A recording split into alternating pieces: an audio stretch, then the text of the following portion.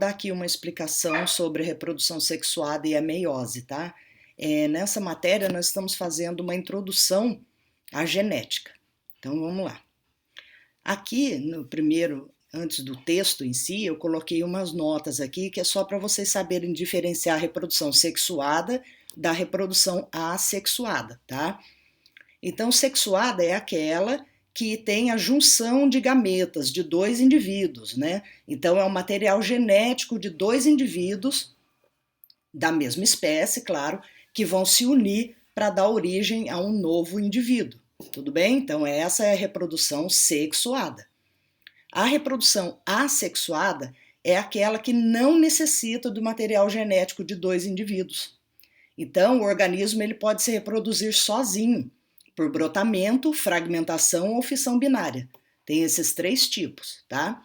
Inclusive, lá nas atividades, eu pedi uma pesquisa sobre isso. Tudo bem? Então, vamos lá falar sobre meiose propriamente dita. Então, a meiose, gente, ela é uma divisão celular. A diferença dela para a mitose, lembram da mitose que nós falamos no bimestre passado? Então, a mitose, ela é uma divisão celular na qual duas células são originárias de uma célula mãe, né?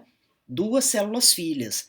Então, nessa divisão celular, essas duas vão ter a mesma quantidade de material genético que a célula mãe, né? Aquela célula que deu origem a elas. Elas vão ser iguaizinhas à célula mãe, tá? Na meiose, não. Na meiose, há a formação de 4 células filhas. E cada uma delas vai ter a metade do número de cromossomos daquela célula mãe que deu origem a elas, tá? Então, nós falamos de células com a metade do material genético de uma célula originária, tá bom? A importância da meiose, gente, é a formação de gametas, tá? Então, tem aqui a importância da meiose.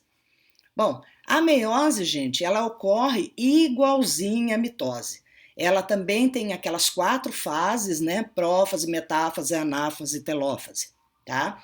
Tem também aquela intérfase, né? Que é um período entre uma divisão celular e outra. A intérfase, relembrando, né? A intérfase, ela é dividida em 3 etapas. G1, S e G2, tá? Então, é aquela fase em que a célula está em repouso, aí depois começa a formação dos cromossomos, né? Porque o DNA, ele é uma fita, aí ele se associa a proteínas histonas e daí ele vai se condensando, ou seja, ele vai se enrolando em volta de si mesmo até formar estruturas sólidas, que são os cromossomos. Aí, formados esses cromossomos, nessas 3 fases, né, G1, S, G2, aí começa a mitose, que começa pela prófase, depois a metáfase, anáfase e telófase, ou seja, o DNA duplicado e tal, né, e já condensado em cromossomos, eles vão se separar ali para que cada célula que seja formada tenha a mesma quantidade de material genético. Na meiose, ocorre a mesma coisa, só que na meiose ocorre 2 vezes. Tá? Então, nós temos na meiose a prófase 1, metáfase 1, anáfase 1 e telófase 1. Depois, a célula se divide novamente. Essas 2 células originárias, elas se dividem novamente. Aí elas passam por outras fases, que é a prófase 2, a metáfase 2, a anáfase 2 e telófase 2. Aí sim, nesse momento, dão origem a 4 células. Mas essas 4 células, como nas partes das etapas 1 e as etapas 2, nessa transição para essas etapas, não há mais duplicação do DNA.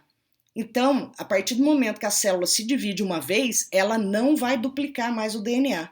Aí, é claro que essas 2 células se dividindo novamente ao meio, cada uma das células, das 4 células que vão ser formadas, vão ficar com a metade do material genético daquela célula que originou essas 4.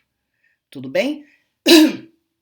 Então, a importância da meiose, como eu acabei de falar, é a formação de gametas, espermatozoides e óvulos, tá? Por que a formação dos gametas é necessário que tenha metade do material genético? Para quê? Para que o número, né, de cromossomos de uma espécie ela seja mantido. Então, por exemplo, o ser humano ele tem 23 pares de cromossomos. Os cromossomos vêm em pares. Então, na verdade, nós temos 46 cromossomos, 23 pares, tá? Bom, se um gameta masculino encontra com um gameta feminino e forma um novo ser, vão juntar 46 com mais 46 vai dar 92. E não pode. Todos da espécie humana têm que ter 46 cromossomos, 23 pares. Então, essa meiose, ela faz isso, ela faz a manutenção do número de cromossomos. Então, na divisão por meiose, se cada célula fica com a metade do número de cromossomos, quando o espermatozoide e o óvulo se encontram, eles vão unir essas duas metades e vão formar uma quantidade inteira típica da espécie. Tudo bem? Então, o espermatozoide tem 23 cromossomos, o óvulo também tem 23 cromossomos, aí no caso não tem par mais, tá? Quando eles se unem, daí sim, formam 23 pares. Aí nasce um novo ser humano, com 46 cromossomos, 23 pares. Tudo bem? Bom, e nos animais, isso acontece nos ovários e nos testículos. Bom, daí aqui tem o processo da meiose, tá? A meiose 1, lá como eu falei, ela tem as mesmas fases da mitose, ocorrendo duplicação do DNA na fase da intérfase, tudo isso eu já comentei, né? E depois começa a meiose 2, que é a segunda divisão, né? Sendo essa etapa considerada equacional. Por quê? Porque não se divide mais, né? Não se duplica mais, tá? Ocorre a separação ali das cromátides, né, dos cromossomos, sem que ele duplique antes, tá? E daí vai dar origem a células haploides, ou células N, tá? Aí eu coloquei aqui na nota, né, o que são células haploides e diploides. Aqui, ó. Células diploides, chamadas também de somáticas, tá? São células que contêm o material genético completo, com a quantidade de cromossomos típicas da espécie a que pertence, né? E elas são representadas por 2N, tá bom? Esse símbolo aí, 2N, representa uma célula diploide. Então, todas as células do nosso corpo, gente, que são chamadas de somáticas, todas elas são 2N, ou seja, todas as nossas células têm 23 pares de cromossomos, que é típico da nossa espécie, certo? Agora, as células haploides, também chamadas de sexuais ou reprodutoras, né, os gametas, essas células têm a metade do material genético típico da espécie, tá bom? Ah lá, elas são representadas por N. Então, a letra N minúscula representa as células haploide. Então, recapitulando, diploide, células somáticas, né, que formam o nosso corpo todo, que contém o material genético completo, a quantidade de cromossomos típicas da espécie a que pertence, tá? Representados por 2N. E células haploide, que são assexuais, reprodutoras ou gametas, tá? São células que contêm a metade do material genético, com a metade do número de cromossomos típicos da espécie a que ela pertence, representadas por N. Bom, então, dando de novo como exemplo a nossa espécie, né? Todo ser humano tem as células somáticas diploides com 23 pares de cromossomos, tá? 46 cromossomos ao total. E as células haploides, que são os nossos gametas, espermatozoides e óvulos, eles têm a metade desse número, ou seja, 23 cromossomos. Tudo bem? Bom, daí aqui eu coloquei um mapa mental da meiose, tá? Para vocês saberem como é que acontece aqui essas fases, tá? Aqui então, olha lá, prófase 1, metáfase 1, anáfase 1, telófase 1. Aqui é igualzinho à mitose. Então, antes de acontecer essa fase aqui, primeiro passa pela intérfase, né, que é aquela fase que tem um repouso, depois começa a duplicação do DNA, depois o DNA se condensa, daí sim, aquele DNA duplicado se condensa, aí começa a prófase 1, tá? E ocorre todos esses eventos aqui. Essas 5 fases da prófase, é claro que eu não vou cobrar de vocês, tá? É muita coisa para a gente decorar. Então, deixa quieto isso daqui, tá? Então, ocorre todos esses eventos na prófase 1. Na metáfase 1, olha lá, pares de cromossomos homólogos alinham-se na placa metafásica, ou seja, fica no meio, né? Os cromossomos migram para o meio da célula. Depois, na anáfase 1, olha lá, os cromossomos, as cromátides já começam a se separar, tá? Para ir cada metade aqui para uma célula diferente, e aqui já começa ó, formando 2 células na telófase, tá? E a citocinese é quando isso aqui realmente se parte, tá? E formam 2 células, olha, 2 células iguaizinhas, tá? Isso daqui é só um exemplo, tá, gente? É claro que nós não vamos colocar 23 pares de cromossomos aqui, então nós colocamos só 3, ó, tá vendo? E cada uma delas tem realmente 3. Por quê? Porque essa daqui deu origem a essas 2. Bom, aí a partir daqui começa a meiose 2, ou seja, essas 2 células vão se dividir novamente, tá? Então, na prófase 1, lá, formam-se as fibras do fuso, que é isso daqui, né? A fibrinha aqui que vai puxar as cromátides dos cromossomos, tá? Depois, na metáfase 2, os cromossomos também migram lá para a parte equacional da célula, tá? Ficam no meinho, ó. Acontece com as 2 células ao mesmo tempo.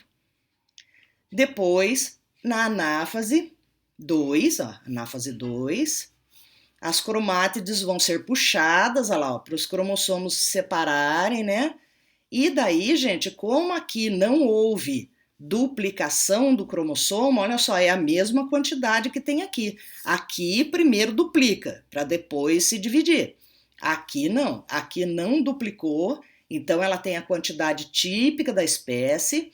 Aí, quando chega aqui na anáfase, aonde eles vão se separar, ó, cada célula que vai ser formada aqui vai ficar com a metade do número de cromossomos que essa célula aqui tem.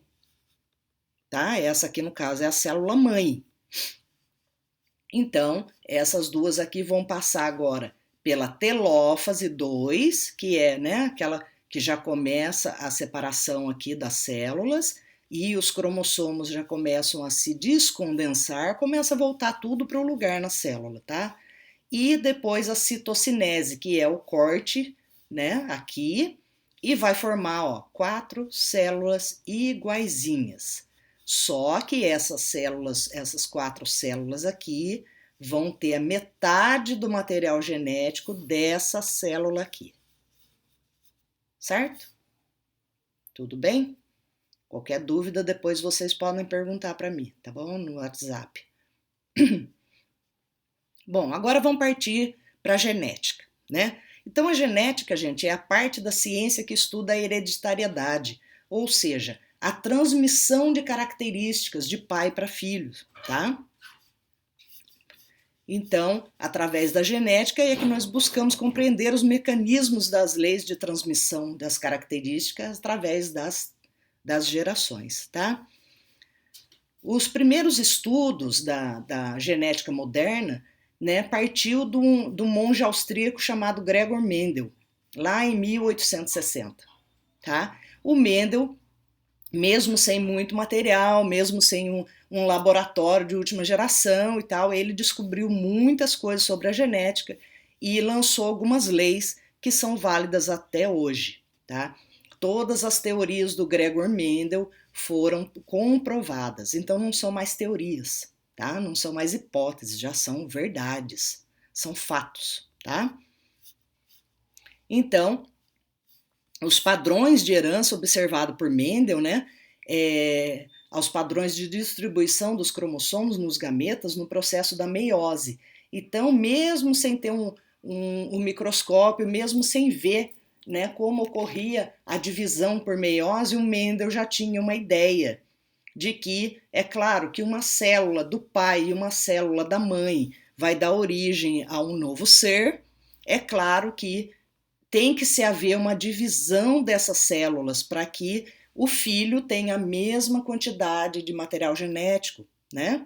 Para que o filho não nasça com material genético a mais. E, claro, não pode ficar duplicando material genético, senão, como é o material genético que faz a gente ter as nossas características, é claro que a cada vez que se duplica esse material genético, o ser vivo ia ficar muito diferente da sua espécie, né? Então, tem que haver a manutenção dessa quantidade de cromossomo, dessa quantidade de material genético, e é para isso que serve a meiose, tá?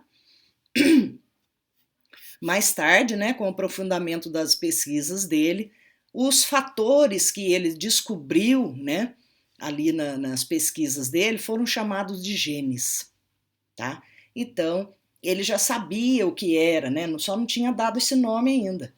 A gente deu o nome de gene, mas ele chamou de fatores, aquilo que passa, né, que transmite a característica genética de pai para filho, tá bom?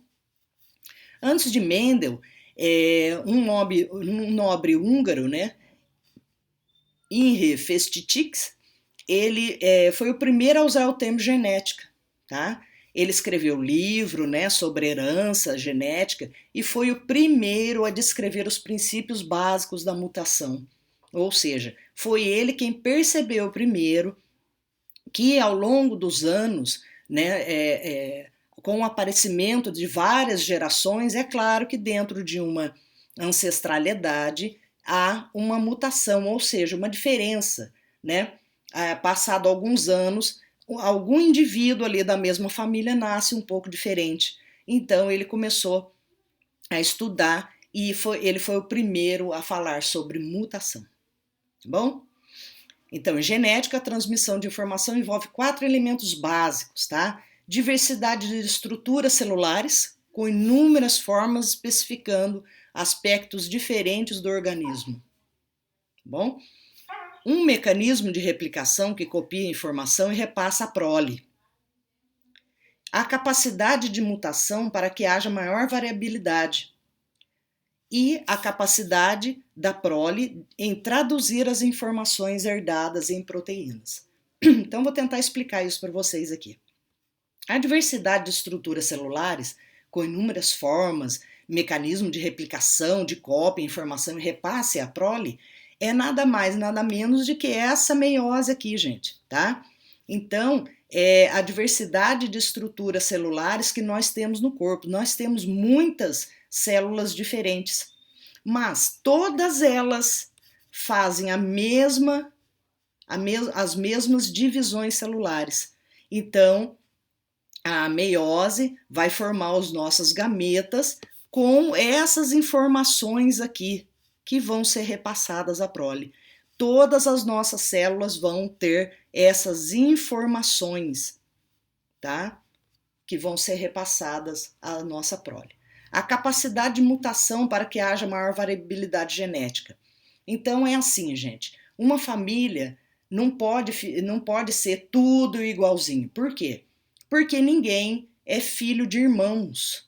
Então, o pai vem com um material genético diferente do material genético da mãe.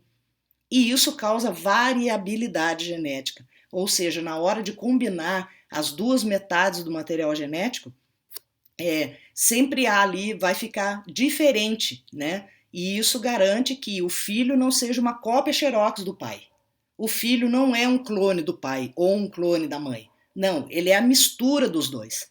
E isso causa variabilidade genética. Por quê? Esse filho depois, a metade do material genético dele, que já é uma mistura do pai e da mãe, né? Esse material genético, essa metade vai ficar diferente também, e ele vai ter um cruzamento mais tarde com outra pessoa também que não tem nada a ver com a família dele. Ou seja, que tem também a metade do material genético no gameta completamente diferente do dele. E essa junção vai haver e isso vai causando essa variabilidade genética. Quanto maior a população, mais variabilidade genética existe, tá bom? A capacidade da prole em traduzir as informações herdadas, ou seja, o nosso DNA sendo traduzido, né, transcrito, traduzido, copiado dentro das nossas células para que as nossas características apareçam, tá? Então a prole, ela tem que ter, ou seja, o filho, né? Prole é filho, tá, gente? Então a prole, ela tem que ter essa capacidade de traduzir as informações, ou seja, o organismo da prole tem que ser capaz de pegar essas informações que tem no DNA e transformar ela em característica. Tá bom? Então é isso que está dizendo aqui. É a capacidade da prole em traduzir as informações herdadas em proteínas. Mais tarde nós vamos entrar em mais detalhes sobre as proteínas, tá? Nós vamos ver que na verdade são as proteínas que fazem todas as nossas características. Tudo bem? Bom, aí aqui eu coloquei uma breve explicação sobre a origem das características dos seres vivos, tá? Então a característica, gente, né, tudo que nós somos, cor de cabelo, se o cabelo é crespo, se é liso, a cor da pele, cor dos olhos, o nosso metabolismo, a nossa altura, tudo, até a quantidade de cílios que a gente tem, tudo isso é determinado pela genética, tá? Todas as nossas características são determinadas pelo que tem no nosso DNA, pelo que está escrito no nosso DNA, tá? Então, essas características genéticas, quando elas são genéticas, são aquelas características passadas de pais para filhos através dos genes. Então, os meus genes vão ser passados para os meus filhos, tá? Isso é a característica genética, tá bom? Característica hereditária. São características genéticas que são passadas de pais para filhos, porém aqui só é contado o que é expresso. Ou seja, vou explicar com detalhes isso daqui que é meio difícil de entender. Então é assim, característica genética é aquela que é passada de pai para filho, tá? E a característica hereditária também é passada de pai para filho, só que se conta só o que é expresso, ou seja, aquilo que a gente pode ver, aquilo que realmente está funcionando, né? Por exemplo, se o meu pai tem o olho castanho e minha mãe tem o olho azul, eu posso nascer com o olho castanho ou azul. Vamos supor que eu nasci com o olho castanho, ou seja, eu não tenho o olho azul expresso. Então essa característica é hereditária, tá? Mas no meu gene também tem o gene da característica do olho azul da minha mãe. Por quê? Eu herdei dela. Só que em mim não expressou. Mas está no meu DNA. E isso é característica genética. Então ele pode estar no meu DNA juntamente com aquele gene que faz o olho castanho. Só que em mim, a hereditariedade ali determinou que eu teria o olho castanho. Tudo bem? Então, essa característica que eu herdei da minha mãe, no caso, é um exemplo, tá, gente? Essa característica que eu herdei da minha mãe, ela vai estar escondida, mas está no meu DNA, tá? E a hereditária é aquela que aparece, ou seja, o meu olho é castanho, certo? Então, ele também está no meu DNA e quem foi expresso foi ele. Aqui, ó, expresso, tá? Então, é a característica que realmente se expressa. Mas nós temos algumas características nos genes que não são expressas. Mais tarde também nós vamos ver detalhes sobre isso, tá? As características congênitas. Congênitas são as que o indivíduo adquire no momento do nascimento, tá? Então tem algumas características que realmente a gente não herda dos pais. Bom, por exemplo, a mãe pode ficar doente durante a gravidez e isso pode causar alguma diferenciação ali na formação do feto, tá? Vou dar um exemplo clássico para vocês. Mulher que tem, por exemplo, rubéola enquanto está grávida, ela pode transmitir essa doença ao feto e nele vai causar muitos danos. muitas vezes a criança nasce cega. É uma característica, mas não é hereditária, nem genética. Por quê? Porque a mãe não tem. Tá? Ele adquiriu na hora do nascimento dele. Por quê? Porque foi algo fez com que modificasse ali a formação dele. Tudo bem? Características adquiridas são as que foram obtidas, seja por problemas nutricionais, hipertrofia por treinamento, né? Doenças por impactos ou pressão ambiental. Ou seja, isso daqui é conforme a gente vai crescendo, gente, o ambiente onde a gente vai crescendo também vai modificando as nossas características, tá? Então a pessoa, por exemplo, problemas nutricionais, a pessoa que não se nutre direito, a pessoa que não se alimenta direito, ela pode adquirir características que nunca mais vão sair, tá? Por exemplo, pode ser no tamanho, por exemplo, a pessoa ela é filha de pessoas altas, só tem gente alta na família dela. Ah, espera-se que ela seja alta também, mas se ela tiver problemas nutricionais, ela não vai crescer tanto, tá? Então, para que as nossas características sejam expressas, a gente também tem que levar uma vida normal, uma vida saudável, né? Hipertrofia por treino, ou seja, se você treinar os seus músculos, é claro que eles vão sair daquele padrão, né, do que está escrito na genética. Eles podem crescer um pouco mais, ou se você não se exercitar, os seus músculos não vão se desenvolver tanto quanto era para se desenvolver, tá bom? Doenças por impacto ou pressão ambiental. Então, algumas doenças também, né? Algumas doenças graves deixam sequelas. Essas sequelas podem ser expressas em características do nosso corpo, que também não vão sair mais, mas não herdamos dos pais, né? A gente adquiriu durante a vida, tá bom? Por exemplo, o câncer de pele, né? O câncer de pele é uma coisa que a gente adquire tomando muito sol, né? Lesionando a pele de alguma maneira, pode ali, aquela lesão pode levar a um câncer. E mesmo que ele sare, vai ficar uma mancha, né? Essa mancha é uma característica, mas não herdamos dos pais. A gente adquiriu durante, né, a nossa vida. Isso no caso, olha lá, pressão ambiental, ou seja, tomou muito sol, né? É a pressão do ambiente. E doenças por impacto, né? Isso causou uma doença que pode levar a pessoa a ter uma característica para o resto da vida, mas que não herdou dos pais, tá bom? Então, as características dos seres vivos precisam ser de alguma dessas categorias. São os únicos meios dos seres vivos serem o que são. Então, a única maneira da gente se definir como ser humano é ter essas características, tá? Sejam elas genéticas, hereditárias, congênitas ou adquiridas. Tudo bem? Gente, qualquer dúvida, então, vocês podem me chamar lá no WhatsApp, tá? Para explicar. Ou manda recadinho no Classroom mesmo. Tudo bem? Tá, então tchau.